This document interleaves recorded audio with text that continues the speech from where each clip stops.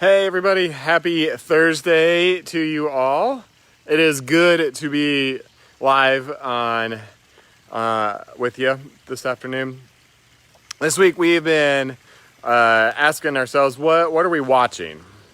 What are we watching? What are you watching this week?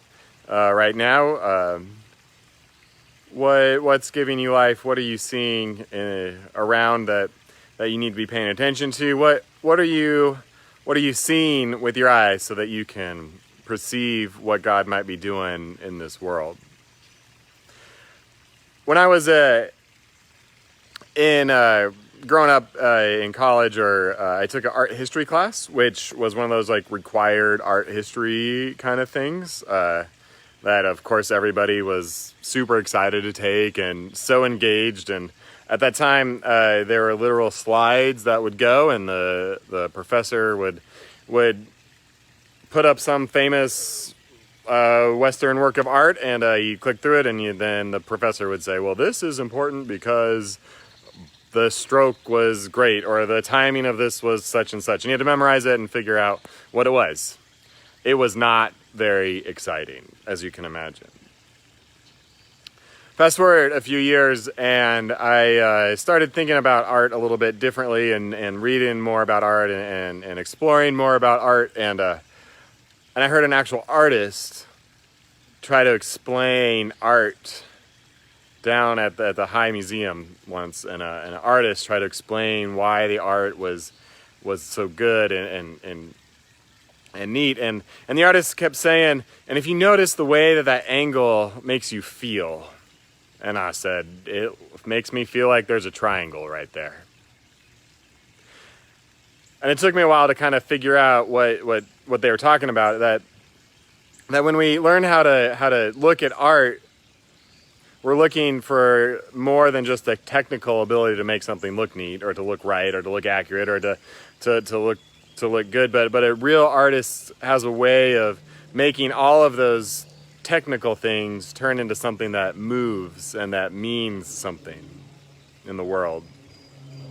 And sometimes it's the artist who has to do that for us, and sometimes it's us who has to learn how to watch art in a different way, how to watch the world in a way that creates meaning in a different way for us. Let me give you another way that I've learned how to watch things in this world.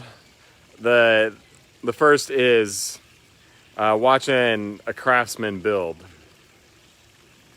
To think through something, to be building a cabinet or putting trim on something, is they look at plans, and then they look up and at the space, and they can envision how the plans on the page have to look up at the space with the physical reality.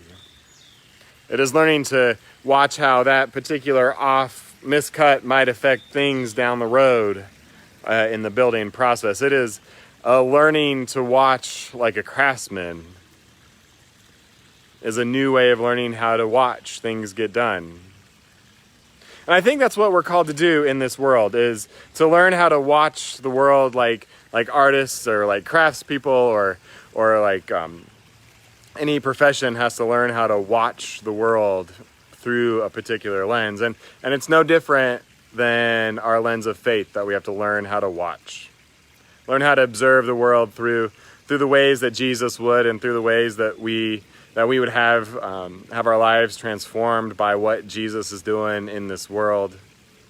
Learning how to watch in this world is a very hard task.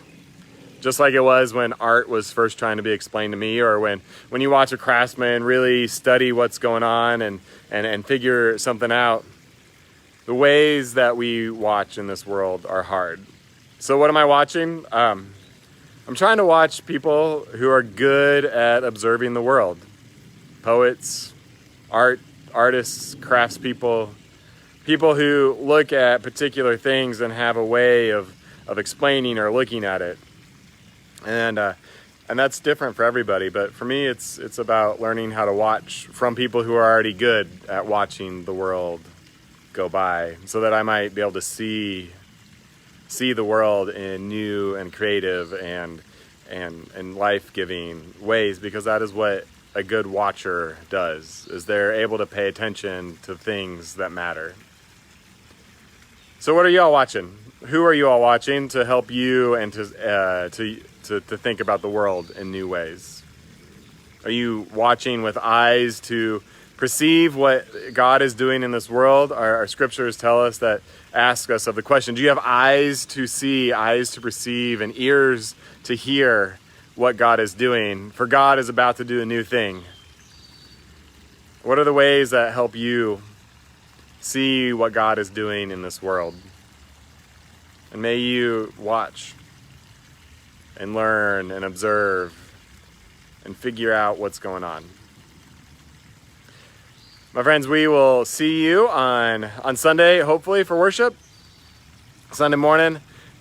Stay well, be well, and love this world in ways that you can't even imagine. Have a great day, everybody. We'll see you soon. Bye.